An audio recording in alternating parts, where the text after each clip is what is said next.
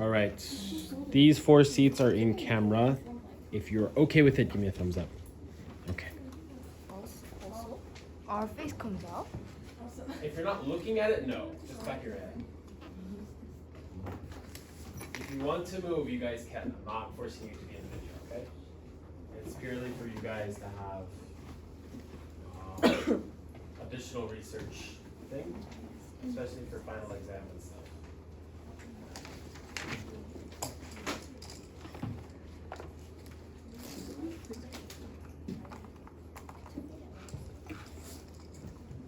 All right, so did we cover literary movements already? No? Okay. Literary movements, we didn't go over it yet. We went over romanticism? Yeah. Okay, so we need to go over realism, correct?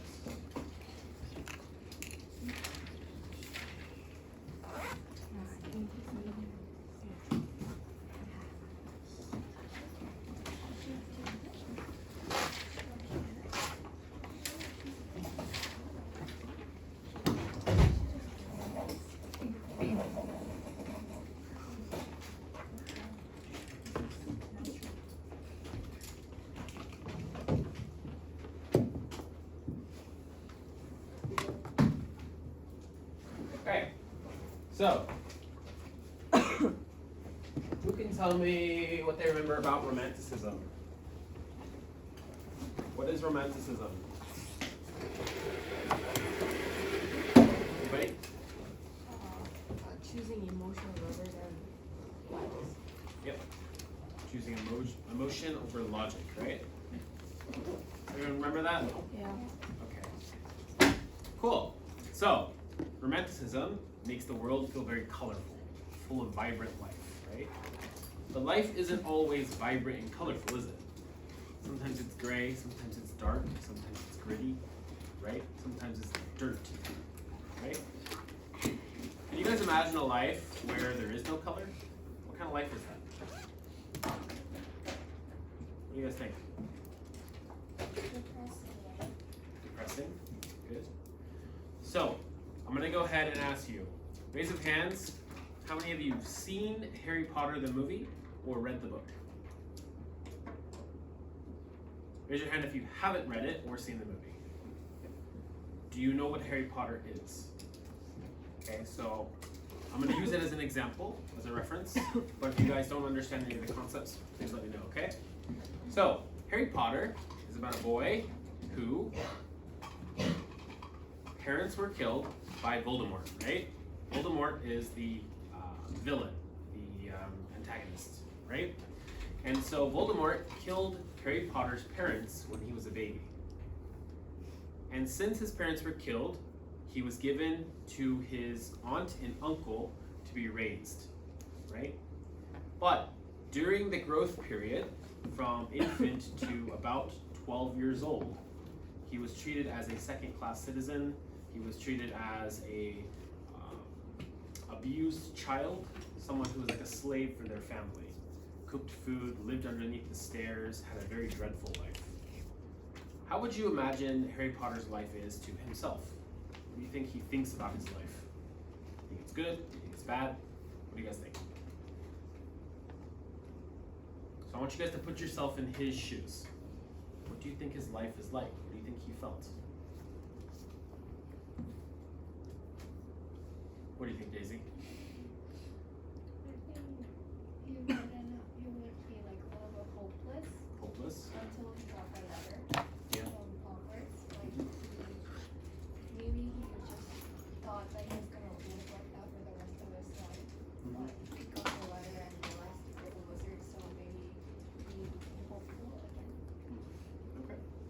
What would that story play out like in real life? What do you guys think?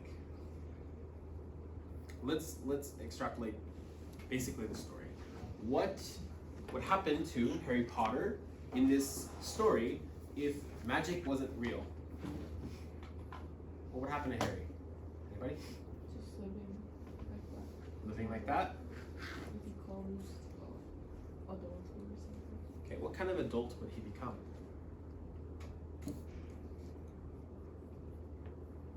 someone who was never loved, someone who was treated like garbage, someone who was abused since they were a baby, right? What kind of person does that make? Criminal, maybe. Someone with anger issues, right?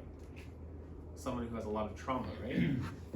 The other opposite, the other thing that he could become is someone who is very meek, timid, afraid, scared. So there's only two options, really. Very hyper aggressive, hyper pushing against, like rebelling against whatever it is, or it's very much submissive, doesn't want to get hit again, right? But this didn't happen, right? Harry Potter got whisked away to a magical world where his life completely changed. This idea takes romanticism, right? But realism is when magic doesn't exist, what would this story tell? Maybe Harry Potter would kill himself because of the bad situation that he lives in, right? It's the equivalent of being locked into the basement, right? He's maybe under the stairs, but being locked in a basement with a padlock, that's not a very good life, right? It's a prisoner. And so that kind of logic is what we're diving into. So what do you guys think is more powerful in writing, truth or imagination? In writing life, okay? What do you think is more important, the imagination or the logic, the truth? Anybody? Anybody at all?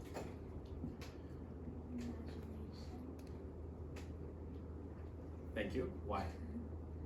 Because in books you have to put yourself in other people's head, and that doesn't really have to be the reality. Sometimes it can just be like a fairy tale. So that's not real, but it creates readers to be like happy. Okay. Got it. What do you think, Selena? Truth. Truth? Why? Because truth is a fact that I've been known. I've been killing with music. So, like, I've been differently. Like, with this can't. Never. Because that's a fact, like, the song was like, was so far away and the artist like rings around the like song. Yep. Okay. Imagination is very powerful since you're like being descriptive and showing vivid like details about the scene. It helps to write history versus history Okay. than just seeing the truth. What do you think, Brian? Half. Half.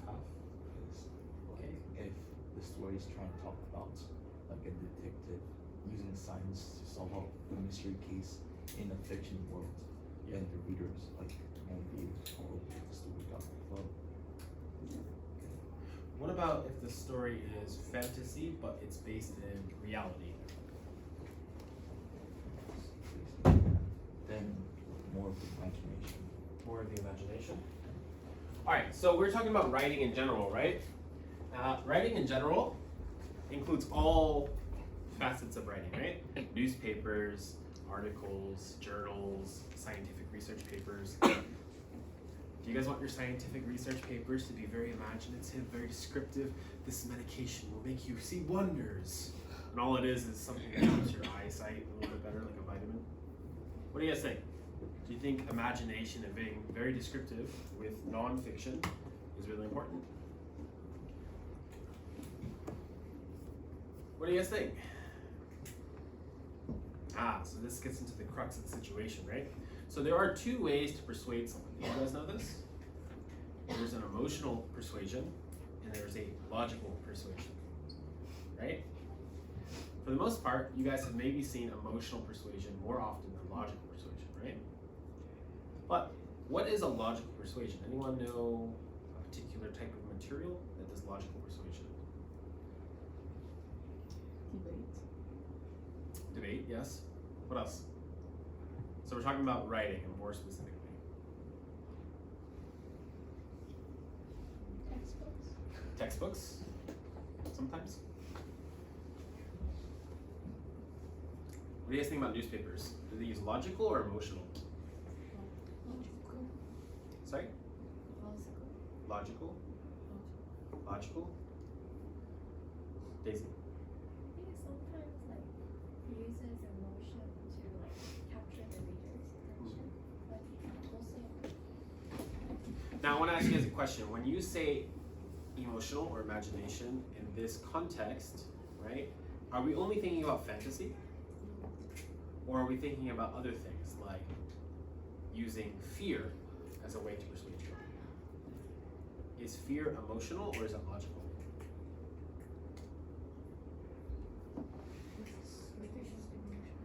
It's emotional. Okay. So when you're persuading someone and you use something like the threat of violence or the threat of war, is this more logical or is it more emotional? More emotional. More emotional, right? So if newspapers are supposed to be logical, unbiased, reporting, unbiased writing, why do people use emotional quite often in the way that they write? Yeah. Because it's assumed a default and it's really hard even for people to hide their emotions. One other thing is human beings are not really logical creatures. Did you guys know that? We like to think of ourselves logical, but we're illogical most of the time. Right? You guys ever heard of the saying, do as I say, not as I do?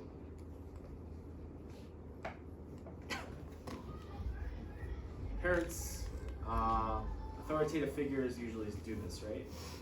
If adults say to children, don't smoke, right? But then later they go smoke, right? What kind of precedence does this set? Is this a logical debate or is this more of an emotional? What do you guys think? It's probably more emotional, right? It's not logical, because logically it doesn't make sense for you to make that kind of argument if you're doing it anyway, right? Does that make sense? So sometimes logic and imagination kind of go hand in hand, right? Because not everybody thinks logically. Sometimes using instinct or your emotion is much more powerful to get someone to do something than using just logic alone. Okay? All right. So today we're going to dive into a movement that is believed truth isn't found in feelings or fantasy, it's found in everyday life exactly as it is. Realism. Okay? So, has anyone ever heard of realism or being a realist? I see one head nod. What is it, Selena? Head shake now? Is anyone? Ashley, what is realism? Do you know? Something about their not focusing on the emotion, but focusing on the fact and logic. Yeah? Alright, so in Korea, pictures usually use what? Focus. Filters. Now, if you were to compare the cell phone camera, right? Picture with the filter is romanticism. Picture without the filter is what? Realism. Okay? Now, does that make realism bad? Right?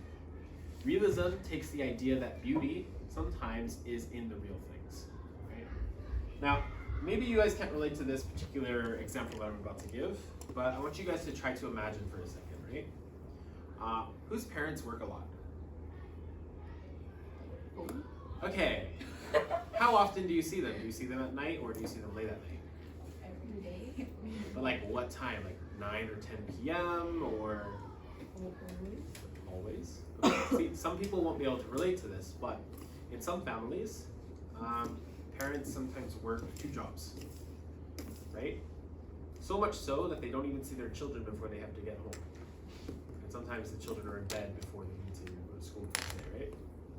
So, does that parent love that child? How? How do we feel this love? Since they're like, I think they love their child because they were in 2 jobs to support their child. Yeah. But do children always see this? Do they always see this love from their parents? What do children define love as? Spending time. Or like showing that they care about them. Showing up for your recital, showing up for your basketball game, showing up for your graduation. All of these things matter to you as a child, right? Or matters to people. Sometimes society isn't like that, right? Sometimes life isn't like that. Sometimes there's things that happen which change the story of life, changes your perspective on life, right? But it's that moment where a tired father comes home, his rough hands, still sweaty from working all day, comes and tucks in his child when they're sleeping. Now, is that love or is that not love? It's all Now, do you prefer that or do you prefer the romanticism version of love? Everything is wonderful, everything is beautiful, everything is amazing. Which do you guys feel is more real? What's more real to you guys? First or the second? First one? Second one? What's the first and what's the First one is realism, second one is romanticism. Alright. Okay? Alright, so what is realism? Realism is truth over beauty, right? It's not sugarcoating something. You guys ever watch Mary Poppins? Raise your hand if you've seen it. Wow, you guys need to get out more. Or stay in more, maybe. When you drink medicine, right, does it taste good? No. So what do they add to medicine to make it taste good for you to drink it? Sugar, or something like that, right? Something sweet to deal with the bitter, right? You guys understand? And so that's what sugar coat means. Sugar coat means to coat a pill with sugar so it doesn't taste bad when you take it, right? Otherwise, it's a bitter pill to swallow, right? For example, learning about life, learning about the issues with life, right? Learning that you need to go to war in South Korea because you're a man. The fact that you have to do that, even if you don't want to, is a very bitter pill to swallow, yes? So how do we reduce that amount of bitterness? You sugarcoat it. You're fighting for your country, you're fighting for your family and friends, you're gonna do great, and then you're in the middle of war and your legs get blown off, right? There's nothing that can sugarcoat that. War is ugly, right? Realism takes that into concept, okay? So realism comes from the idea of wars, right? I think it was World War I. Basically, people stopped believing in these fantasy fairy tale narrative that the governments were putting out about soldiers going to the front line to fight for freedom, fight for against the Nazis or whatnot, right? But the reality is people's legs were getting blown off, people were dying in masses, right? Does that make sense? Right. So ordinary characters also is a prevalent theme in realism, right? Your everyday life. The person who you buy mandu from at the street corner restaurant, right? The person that you go in to see every day at See You, right? These are real characters, real people in your life, right? It's ordinary, it's not fantasy, it's not amazing, but they're real people. Does that make sense? So it could be a worker, housewife, clerk, or even just a soldier, right? Their everyday life. Detailed settings, it's going to be real cities, homes, factories, farms, battlefields, etc. It's not going to be some fancy, beautiful image. It's not going to be like art, right? It's going to be like this room, right? If you look around this room, does it look amazing?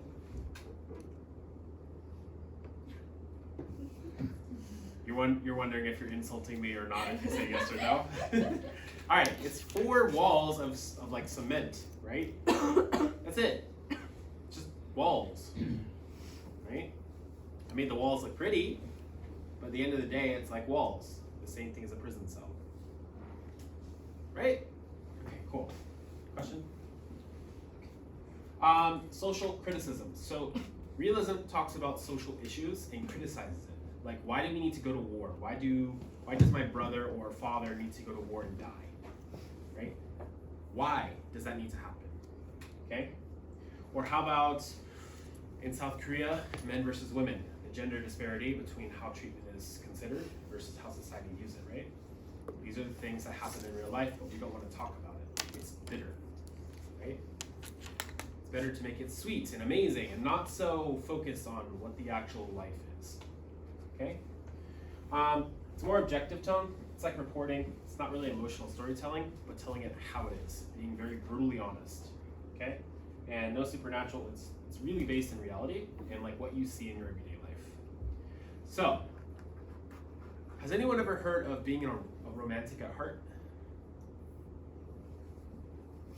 Does anyone know what that looks like? Romantic at heart. And I don't mean like they're in love with the idea of, well, actually, no, it doesn't mean that. In love with the idea of love, or think the world is so beautiful and amazing that nothing bad will ever happen to them. Has anyone ever met someone like that? Yeah, I see some head nods. Is anyone like that? Wow, I got a whole room of realists. Great. All right, so how about this? Are you guys very pessimistic? Do you believe that everything that you do is not going to work out and that you are, in other words, that I don't really have a way to put it more perspectively, dog water or not so good in comparison to the rest of the world? You feel like, oh, I'm really bad. Does anyone feel like that? Great, so everybody's a naturalist. We're all gonna die, nothing matters. Okay, so a lot of people are realists, right? Did you know that a vast majority of South Koreans are realists? No, great, okay. What do your parents tell you to do for school? What do they tell you to do, and why do you work so hard to study? Several of you in here don't really want to be in this class and you don't really want to listen to me. That's fine. I don't care. As long as you guys learn, right? Even if you don't care to be in here. We're going to make you learn. Anyway, you're here. You don't want to be here, but the reality is you need to be here. Why? To learn. Because learning is amazing and learning is fun. No, it's because if you don't learn, you don't get a job, you don't have money, you don't get married, you don't buy a house, you live on the streets or a very small apartment when you're 35 or 40 years old. It's brutal, isn't it? I'm not sugarcoating that. You don't get a good education, that's your life. That's the trajectory of your life, right? We did the map assignment, right? The decision to study hard, the decision to go to school, this is a really important decision because the alternative is what? Something negative, right? Now, in Korea, that's the idea. That's the narrative. But in the United States, what's the idea? What's the point? What do we believe in the United States? Anybody? The American dream. If you work hard, you will get everything that you want in life. Does that still exist? What do you guys think? Does the American dream exist? For most Americans, it does. Whoa! Shocking, I know. Most Americans believe that if they put enough work or hard, emphasis in what they do, they believe that they'll be successful. But in Korea, it's not. And I'm not saying this just saying this, right? Okay, statistically speaking, this is why entrepreneurship is way low in Korea. Because it's not safe, right? It's not a safe thing to do. But in the United States, it's very common to see that type of professional. Someone who wants to be an entrepreneur, someone who is innovating, right? So, this takes on different perspectives and mindset, right? Realism is quite common here, and that's okay. Both ways of thinking are okay, right? As long as you're not delusional about the reality of the world.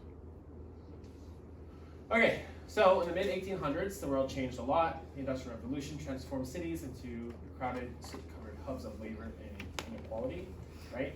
The idealism of the Romantic era had run headfirst into harsh reality, war, poverty, class struggle, growing divide between the rich and the poor, the factory owners and the factory workers, right? If you go through American history, you guys will see things like strikes and labor unions starting to be formed, right? Different ways of thinking. Because why would you go work in a factory for 14 hours just to get peanuts? Not even enough money to feed your family, or get a nice house. You live in a damp, moldy apartment. What kind of life is that? Is that for humans? No. And so this idea is like, I'm not going to be blind by this beautiful picture that you're painting for me. I'm going to think for myself, and I believe this is how life is. We're struggling hard for this. This is the human condition. Okay? So Realism is not a rebellion over emotion, but a refusal to look away from the ugly things in society, right? We're looking dead-eye and straight at them, right? And the things that are bad in society, we're looking at it and we're saying, this is wrong, right? Okay, any questions? Okay, so to the realist, truth wasn't beautiful, it was necessary. Pretending otherwise, that was the real lie, okay? They don't want to believe in lies anymore. They want the brutal truth. Okay, real life isn't flawless. It's chipped coffee mugs, wrinkled shirts. It's the grocery list you forgot and the bus that you just missed. This is the real life that you guys live every single day, is it not?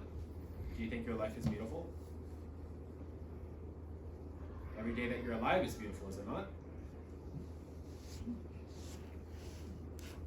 Because if you're dead, then you don't live anymore. Yay, naturalism. Okay, unmade beds, deep sighs, awkward silences, tired smiles at the long end of long days, right? Do you guys like to see your parents when they get home? Yeah? Do they look tired from working all day? Or doing whatever they do every day? They don't feel like that? No? They're very energetic, like they just drank 3 cups of coffee. Like, let's go for a run! But it's 10 o'clock at night. It's okay, let's go! They Right? usually do that, but they do all this by themselves so they look happy, you know? So, I want to ask you guys a question. If you guys disappeared today, never came back tomorrow, what would your parents think?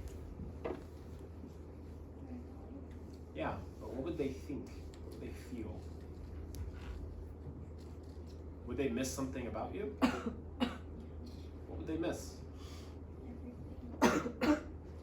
Including your unmade bed because you decide not to make your bed every morning because you're just going to get into it later tonight and there's no point in making it. I see a lot of head nods. You guys didn't make your beds today, did you? Okay, so there's beauty in this kind of simplicity of life, right? And this is kind of what the realist says. All right. So, what do you guys think? Okay? What do you notice first between the contrast of the girl and her reflection? What do you guys notice first? They're wearing different clothes. Different clothes? What else?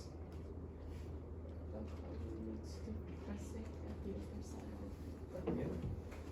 Yeah. All right. So, what do the two worlds in the image represent?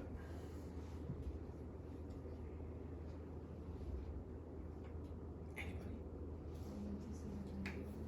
Good. Okay. Which version of the girl feels more real to you? The one outside the mirror or the one inside it? Okay. Now I'm gonna ask you a question. Which one is inside and which one is outside? Mirror.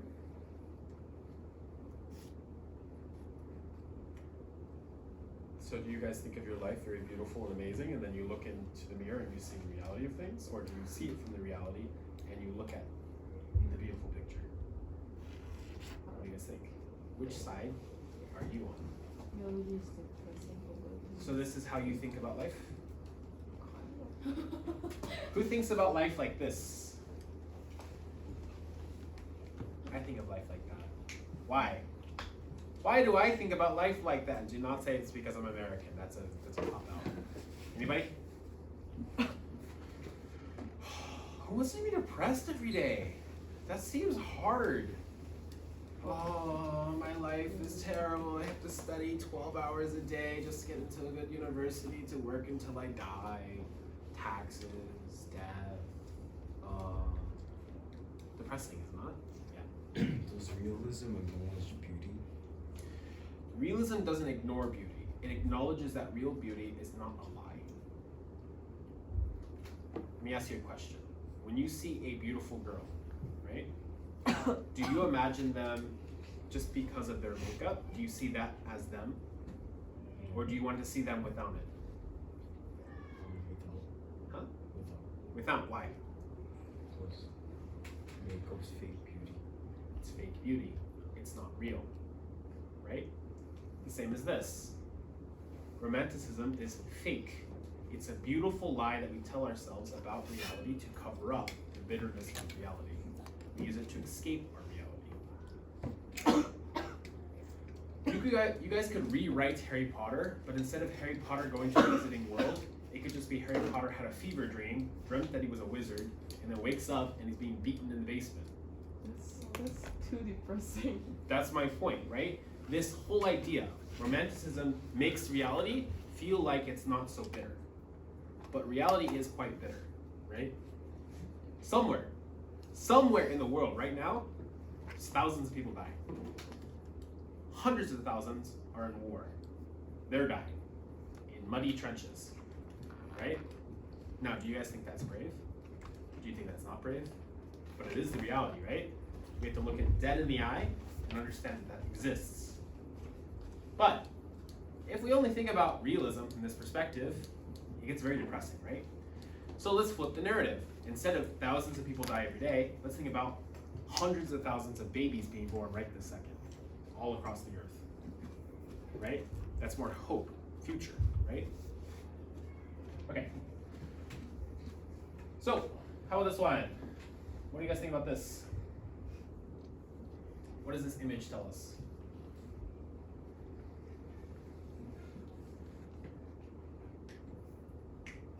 Someone is hoping to be the dancer, but cannot be. Now, what does this represent? Do you guys feel this in your life? What do you guys want to be when you grow up? Doctors, lawyers, artists, politicians, writers, journalists, mathematicians. Do you think it's going to happen? Is anyone hoping to get into Harvard in the future? Yay, one person. Nobody's reaches Harvard. Too hard. Okay, so that might be like this, right? You hope to get into Harvard, but the reality is not, right? More than likely. Why? There's hundreds of thousands of people that apply every year, but only like 3 to 6% get accepted, right? You'd have to be a pretty amazing person or have ridiculously good connections to get into a school that selective, right? What about Seoul National University? Who's hoping to get into that? Is everyone trying to go abroad? Yeah, okay, where are you guys going? We're trying to go. Not decided yet. Not decided yet. Do you know what country? Not decided yet?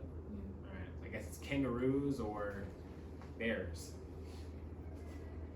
I don't know. Okay, so, which one is more real to you guys? The beautiful lie or the reality?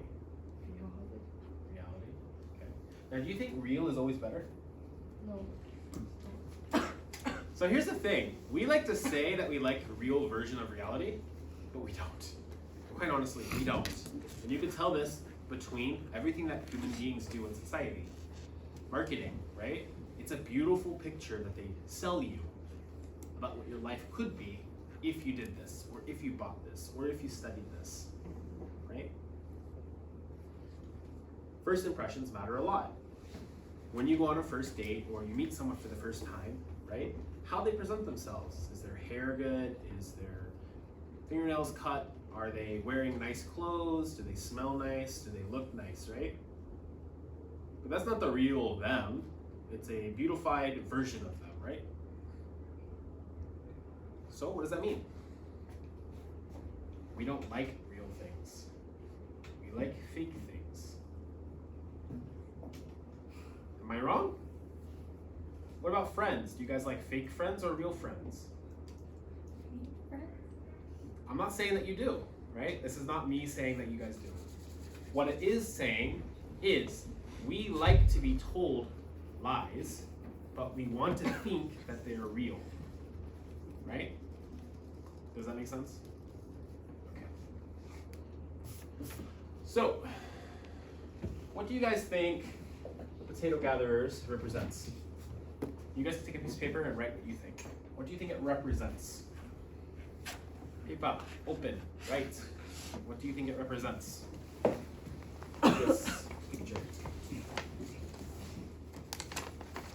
What do you think it represents?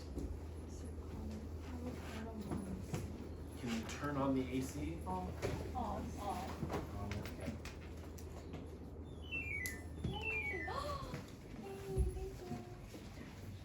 I need to get a heat lamp next.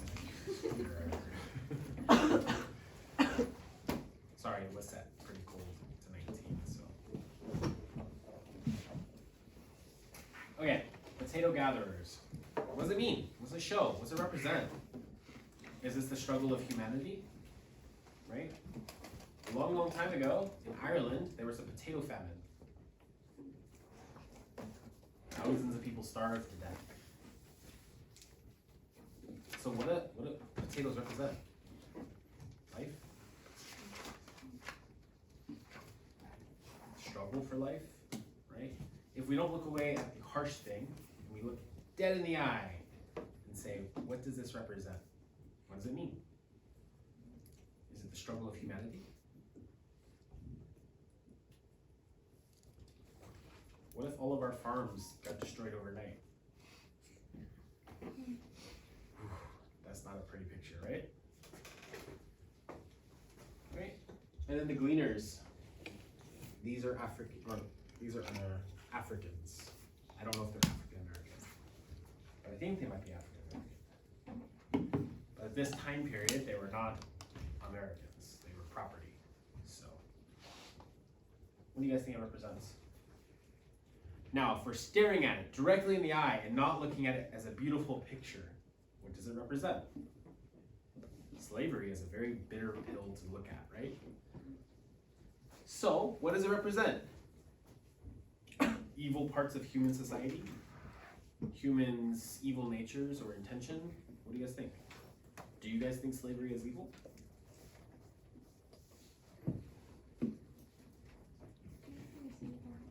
Huh?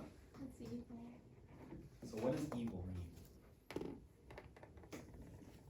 We're going philosophical. Being harmful to others. Hmm? Being harmful to others. Humans have been doing it for thousands of years, being harmful to others, right? Kings eat food while their people starve. Something like that, right? So what does it represent? What do you guys think it represents to you? Now, there's a reason why I'm asking what does it mean to you is because this interpretation is really important for you guys to distinguish. What does it mean to you to own another human being through slavery? It's very easy to just say it's evil. What do you think about it? You stare at it and look at it.